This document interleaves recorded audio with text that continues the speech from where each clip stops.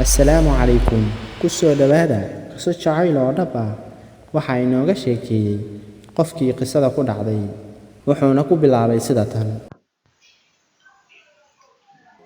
Magacaygu waa Salmaan. Waxaan ahaa 18 sano jir markaan arkay gabar cusub oo ka soo baxday kalaaskeena. Run ahaantii kama jeesan karayn, waayo weligay ma arag ruux sidan oo kale ah. Waxaan isku dayay inaan barto. Nasiib wanaag waan isbaranay.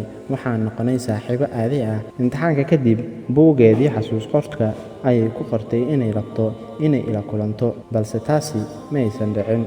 Muddo kadibna waxay u guurtay xaafad kale. Intaas kadib, iyadoo ku beegnayd xafladda maalinta dhalashadayda, ayaa qof i soo wacay.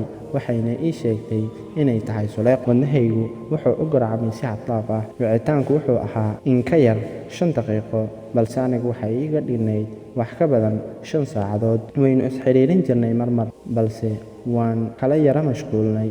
Muddo dabadeed ayaan si lama filaan ah waxa ii soo wacay saaxiibkayga Siciid. Wuxuuna ii sheegay inay Sucaad ay sil gashay lana dhigay isbitaalka. Waxaan naftayda weydiiyey, miyaad doonaysay inaad la kulanto? Waxaan u malaynayay inay noqonayso dhaawac iska yar. 2 cisho kadib ayaan ku booqday Sucaad isbitaalkii, balse waan garan waayay qofka ila hadlaya inay iyada tahay iyo inuu qof kale yahay. Waayo waxaan arkay qof bilaa timaha ah, wejiguna diirdiiran yahay, afkeedana ilka aan ku oolin. Waan ka naxay, aad ayaan u ooyay. Kadib waxaan yaqiinsaday inaan jeclahay. Habeennimadii ayaan waxaan u diray qoraal aan ku leeyahay, qofka keliya ee ka taxadari kara noloshaada waa aniga. Waxaan u soo bandhigay inaan guursado. Wayna qososhay, wayna ii aqbashay. Arrinkii waxaan markiiba u sheegay hooyaday. Way ka naxday, balse aabbahay wuu igu taageeray.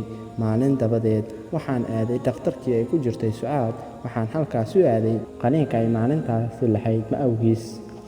Waxaan doonayay inaan daawado farxaddeeda markay qaliinka ka soo baxdo. Kadib waxaan bilownay inaynu nolosha u wajahno si wadajir ah. Waxaan noloshaydii u beddelay iyada darteed. Waxaan u soo wareegay magaaladii ay degnayd. Markaan imid xaafaddeeda, waxaan arkay iyada oo taagan albaabka oo 3 ubax casaan ahna ay gacanta ku hayso. Waxayna isla maalintii ii soo bandhigtay guur. Anigana isla maalintii ayaan mehersaday. Waxaan bilownay qabanqaabada arooska. Dadku waxay la yaabanaayeen guurkeena, waxayna na weydiinayeen sababta arooska u rabno. Aad ayayna u eegayeen wejigeeda iyo muuqaalkeeda.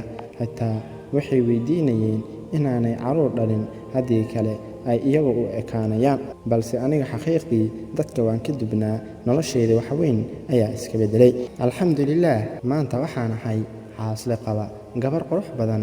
Waxaan haystaa 2 carruur oo qurux badan. Subaxiina waxaan noogu waabariyaa anagoo faraxsan.